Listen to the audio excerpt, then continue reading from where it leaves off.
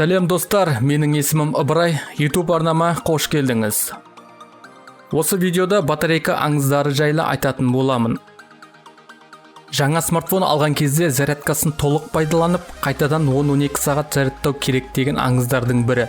Себебі смартфон 100% заряд алып болғасын, ары қарай заряд алмайды. Батарейка толық 0%-дан түскенше пайдаланып, кейін қайтадан зарядкаға қою керек деген екінші аңыздардың бірі. Себебі қазіргі ақылды литионный батарейка ондайды білмейді. Сондықтан батарейканы 10%-ға түскенде зарядкаға қойып алсаңыз болады.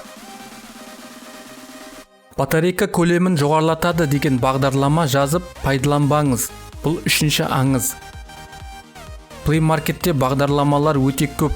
Батарейка көлемін көбейтемін деп батарейкадан айырылып қалмаңыз.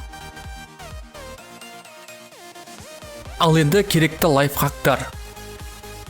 Достар, мүмкіндік болса, егерде смартфонды 40% қалғанда зарядтап жүріңіз. Себебі бұлай, 0%-ға түсіріп зарядтап жүрсеңіз, батарейка өмірі 800 циклға тең болады. Ал егер 40%-дан бастасаңыз, 1700 циклға жоғары болады.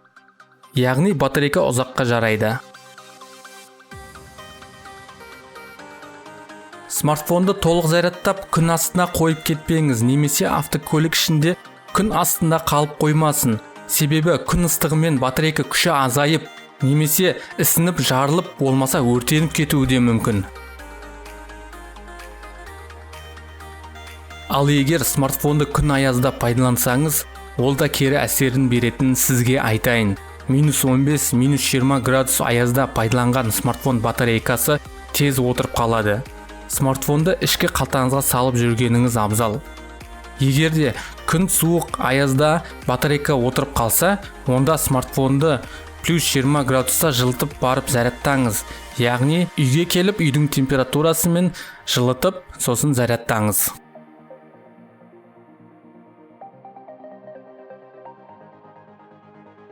Достар, видео ұнап жатса лайк басып арнаға тіркеліп қойыңыздар. Ал мен ары қарай жалғастырамын.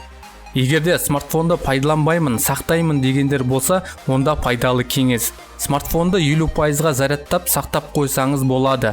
Батарейкасы алынатын болса, батарейкасын алып холодильникке салыңыз. Тек морозильникке салмаңыз. Қазіргі шығып жатқан смартфондарда энергия қуатын үнемдеу функциясы бар. Сол функцияны қосып қойсаңыз болады.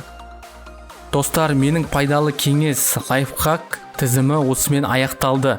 Достар, арнаға тіркеліп лайк басып отырыңыздар. Сау болыңыздар.